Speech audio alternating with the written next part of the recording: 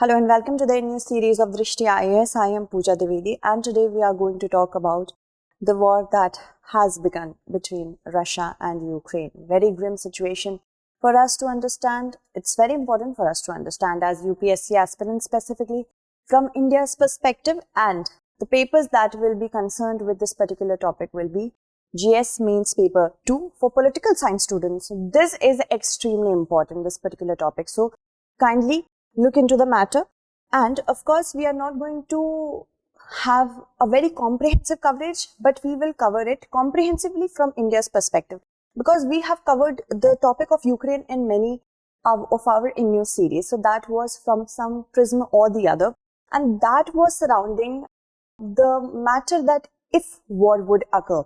But now war is going to take place. It is taking place at a very localized scale if we talk about right now between Russia and Ukraine. But what if NATO also gets involved? That we won't discuss. We will discuss what will be India's position in the entire segment, because of course UPSC will ask you questions about that. So in a televised interview this morning, it was said by the president of Russia that they are going to demilitarize and denazify Ukraine. That was a very emotional touch that was given by the president of Russia about the Nazification of Ukraine. Well, that is history. We are not going to be concerned with that. But we are going to be concerned with what has actually happened and how is it impacting India. For India, it's a grim situation because it's like two friends fighting and India cannot do anything about it. Although the Ukraine's envoy to India has called on the Prime Minister of India to talk to the President of Russia, as India and Russia's friendship is very well known. So if we talk about this situation, these are the certain places where invasion took place, and many more places have been added since I am recording this particular segment, because war is very hard to keep up with, because there is an inundation of so many things at once. Just for a gist, you can understand, in Odessa, specifically in Kharkiv and Kiev. So Kiev and Kharkiv, Odessa, these are the certain places which have been attacked rigorously. And that is something of a message that the president of Russia wants to send. The president says that although he is not attacking the civilian population, the civilian population is not being attacked. The citizens are not being attacked. But as he calls for demilitarization, he is targeting those bases which have defense and offense system militarily. It is against the junta that is supporting Nazification, as he says, in Ukraine.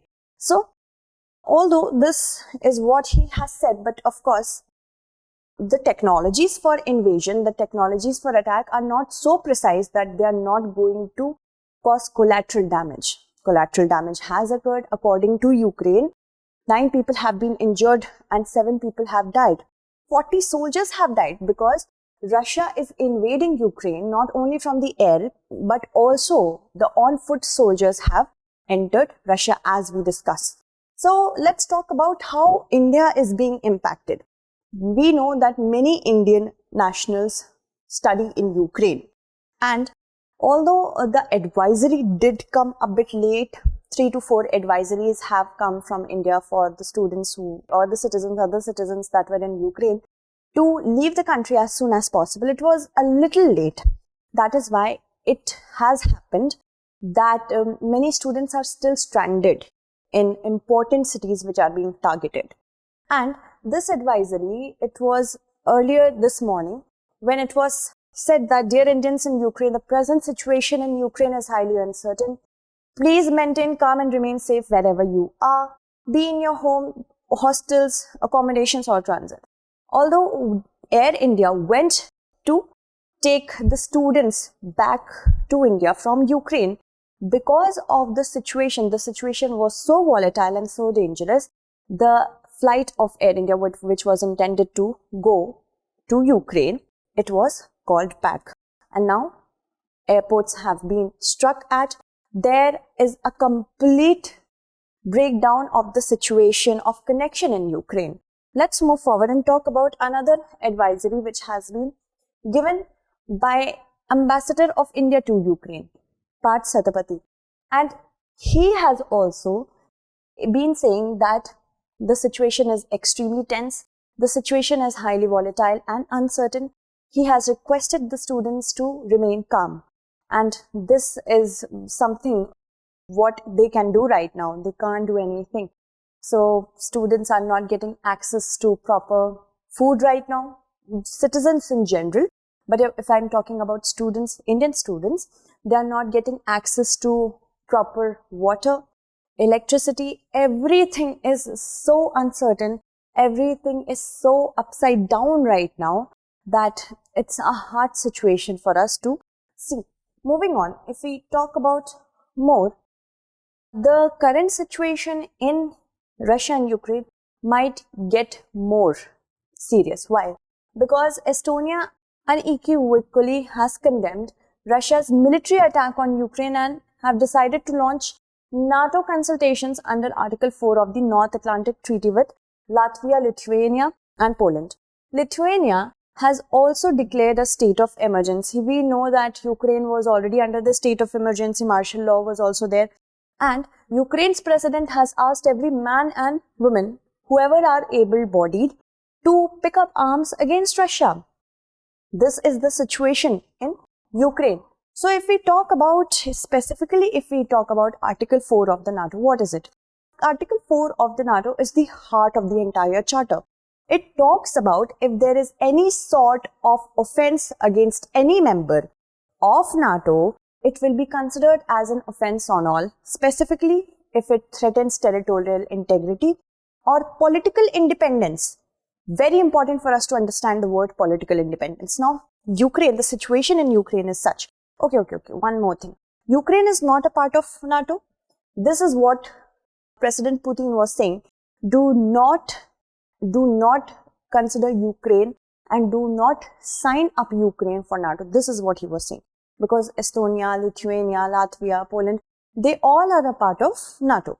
And because of that, there were assurances to be given by America that we won't expand till the regions near Russia. But they were not listening.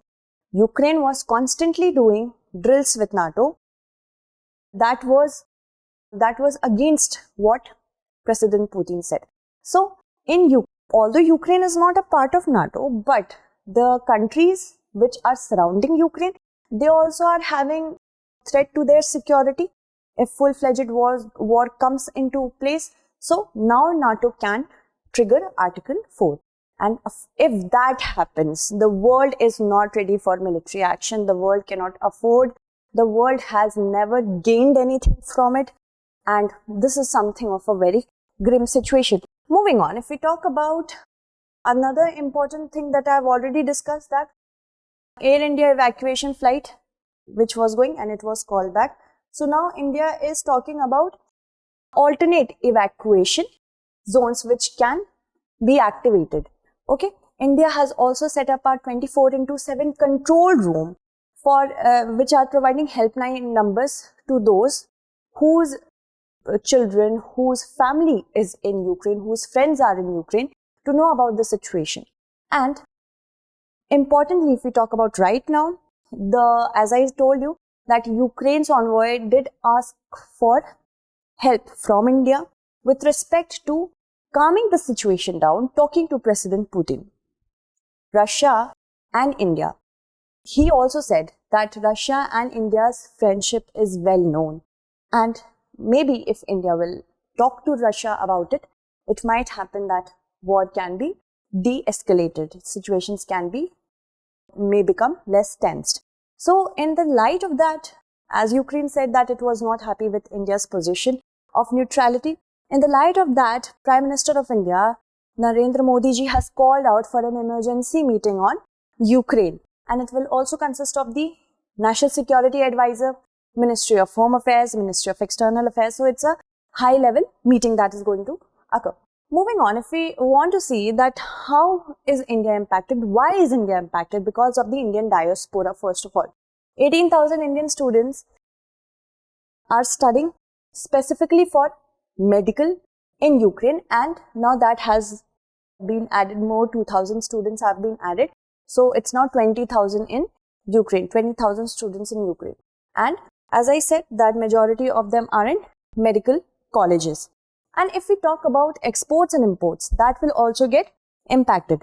Right now, as I said, that sanctions are the only thing that is in the, in the arms of US right now. The strategy to counter Russia is economic sanctions.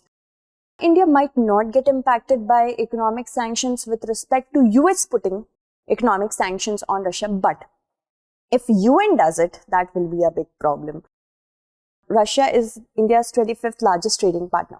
Exports to Russia are $2.5 billion, imports $6.9 billion, and this is for the first I guess 9 months of 2021, 2022. Okay, so for that, of course, imports and exports will be there, if impact will be there. For exports, India exports mobile phones and pharmaceuticals, and tea is the largest export to Russia. Imports from Russia, we have crude oil, coal and diamonds. So crude oil is already impacted. 100 Brent crude has touched $100 per barrel. Right now, it might not impact India as much, specifically for those states which are having election. But after elections, it might burn a hole in the pockets of the common citizens.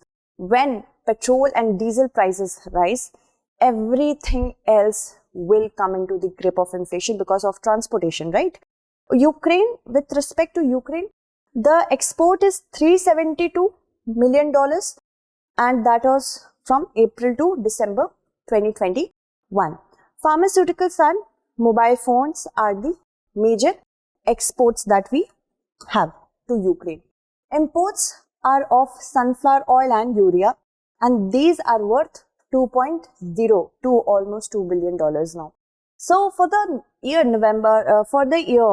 2020-21, for the November to October time oil supply year, that was, India had imported a total of 18.93 lakh tons of crude sunflower oil, and of this, see, 13.97 lakh tons was from Ukraine alone. Now that might be that our such a huge partner with respect to sunflower oil, Ukraine, edible oil may become higher and it will be impacted. So Argentina and Russia are the other two countries from which India gets its sunflower oil. Okay, so let's see if India can do something with respect to this, if arrangements might get formed by some other countries with respect to it. Brent crude prices have breached the $100 per barrel price, and India imports more than 80% of its oil requirements. Rising oil prices will, of course, have an impact on the current account deficit and forex reserves. If we have to pay more as we are importing, if we have to pay more and earn less, it will impact the deficit. It will also increase the subsidy that is given on LPG kerosene. That will push up the subsidy prices, and of course petrol and diesel prices. So whatever vegetables, whatever commodities that we are using in day-to-day lives, if this war doesn't cease, what will happen? Inflation. It will be a spiraling inflation, because if petrol and diesel prices will rise, the per unit cost that is transported will also be given a rise, and of course we all know what happens after that.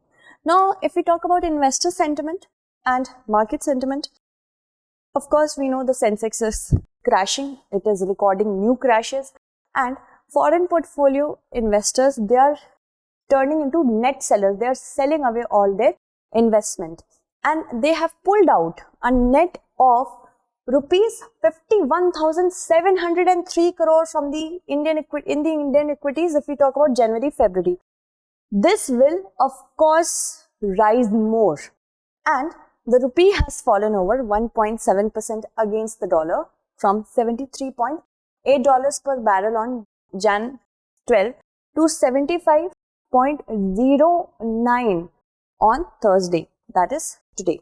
So, as you can see, India is impacted very profoundly. Moving on, if we talk about India's stand, what has India done since such a long period of time? See, this war is not all of a sudden that we woke up and war started to appear. We have been reading the news of war. Many analysts have also said that Russia will invade Ukraine. This was last year. Russia will invade Ukraine in the early months of 2022. That has occurred. Although the thing with India is that Russia is our friend. First. Secondly, even if it is a friend, India never ever has gone blaming any country. It respects the bilateral relations and it respects the history of one country. We might be non-aligning with respect to the division of the world that has happened today with respect to invasion. Few countries are with Russia, many countries are with the US and Ukraine, but India has chose to become neutral. It calls for de-escalation of the entire situation at the UNSC, and that was welcomed by Russia because India never blamed Russia, and that is what we can do right now. We cannot align ourselves with anybody right now, specifically when India has been a leader of the non-alignment movement. For West, it might look like that India is applying double standards, because when we talk about territorial sovereignty, territorial integrity, we bring up the instance of China, how China is locking its horns with India at the LAC. But what about Russian invasion to Ukraine? So that might appear very double standard to the West. India has a diplomatic dilemma, very huge, because India and Russia are strategic partners with respect to defense and security. S-400 Triumph, BrahMos missile, these are certain strategic outcomes that India has formed with Russia. Specifically, India cannot condemn Russia right now when it is into such a do or die situation with China, not only at the LAC but in the marine zone as well. Also, if we talk about the developments that are there, they have the potential to undermine peace and security of the region, of course. And that is the closest comment that India has done towards Russia. India never blamed Russia, but India did say that, see, if you are going to get through the war, if you are going to wage a war, it will distort the peace and security. And India's worry remains, it's 20,000 Indian students who are stranded, some of them are of course back, and the remaining are stranded there. So the relationship might also need a makeover with Ukraine whenever it comes to an end. Then the implications for India as the leader of developing countries, India as the leader of democratic nations, US is the leader basically, and India is the emerging leader of democratic nations. Can India really stay neutral? So, first of all, this war will change the perspective with respect to India if it takes a stand or if it doesn't. For West, it might be, India is playing safe, very safe, tiptoeing around Russia and USA as well, not at all taking a stand. India never took a stand whenever it came to bilateral relation. India always said that we do not need rhetorics, we need quiet diplomacy. So first that. China and Pakistan factor are playing a huge role in the mind of India right now. Why? Because if Russian invasion to Ukraine is condoned, then similarly it might happen the Chinese invasion to Taiwan may also be condoned or accepted.